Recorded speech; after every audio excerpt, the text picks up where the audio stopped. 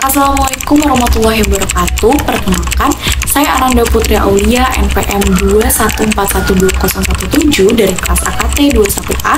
Saya akan mengulas dan mereview kembali materi pada pertemuan 13 tentang analisis SWOT pada mata kuliah pengambilan keputusan akuntansi dengan dosen pengampu Miss Reniza Helena Putri, SE, MSI. Nah, analisis SWOT itu sendiri merupakan strategi yang dapat dicerna. Pada materi tentang SWOT analisis ini merupakan salah satu alat penting dalam manajemen bisnis yang membantu organisasi memahami posisi mereka di pasar dan juga merencanakan pada langkah-langkah strategi ke depannya.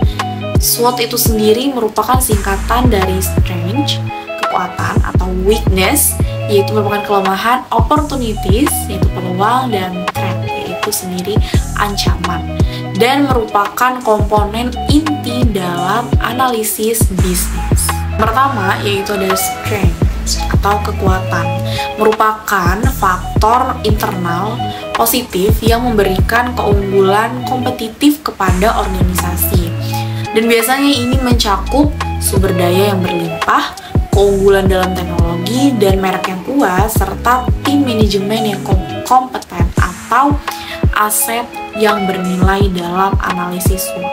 Nah, biasanya dalam analisis SWOT ini mengidentifikasi kekuatan, dan biasanya langkah pertama untuk memahami apa yang bisa digunakan organisasi dalam pengambilan keputusan strategi.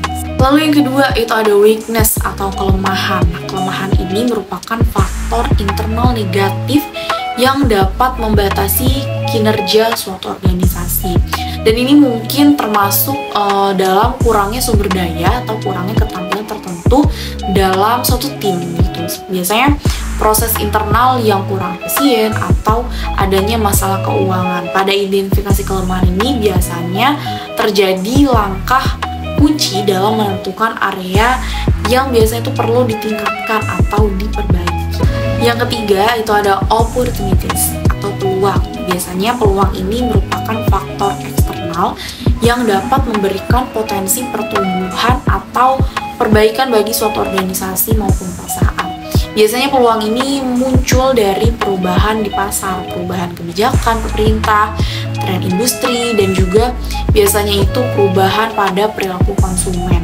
Nah, biasanya mengidentifikasi peluang ini dapat membantu suatu organisasi dalam mengembangkan strategi bisnis yang memanfaatkan pada situasi positif lingkungan eksternal sendiri.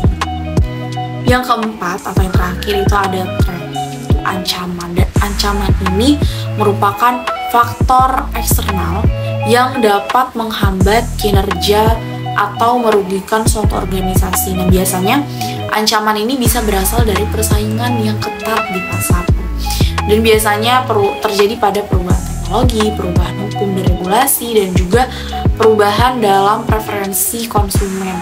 Dan kemudian memahami dan mengidentifikasi ancaman ini biasanya dapat membantu organisasi dalam memitigasi resiko yang mungkin dihadapi.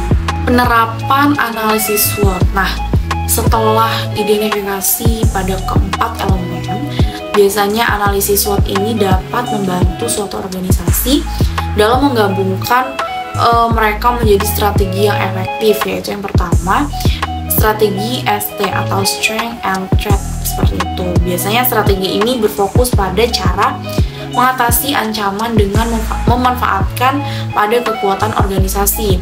Lalu yang kedua itu strategi SO, Strength dan juga Opportunities. Gitu. Strategi ini biasanya berfokus pada cara memanfaatkan peluang yang tersedia dengan memanfaatkan kekuatan internal. Kemudian yang ketiga itu ada strategi WT, Weakness Threat.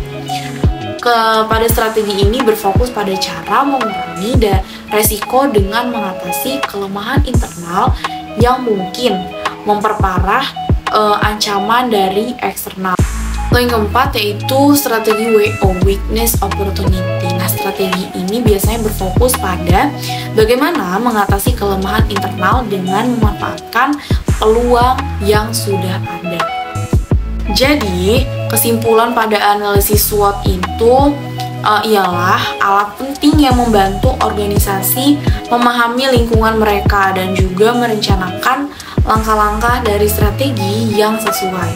Maka, dengan memahami pada kekuatan, kelemahan, peluang, dan juga ancaman, organisasi ini biasanya dapat mengoptimalkan potensinya serta mengidentifikasi perbaikan yang diperlukan dan juga menghindari resiko yang mungkin dapat menghambat pertumbuhan. Dan ini juga merupakan alat yang dapat digunakan oleh berbagai jenis organisasi dari bisnis hingga laba nirlaba untuk mengembangkan strategi yang sukses dan juga berkelanjutan. Demikianlah materi analisis SWOT ini saya review. Bila ada salah kata dan kurangnya saya mohon maaf. Saya akhiri, wabillahi taufiq wal hidayah. Wassalamualaikum warahmatullahi wabarakatuh.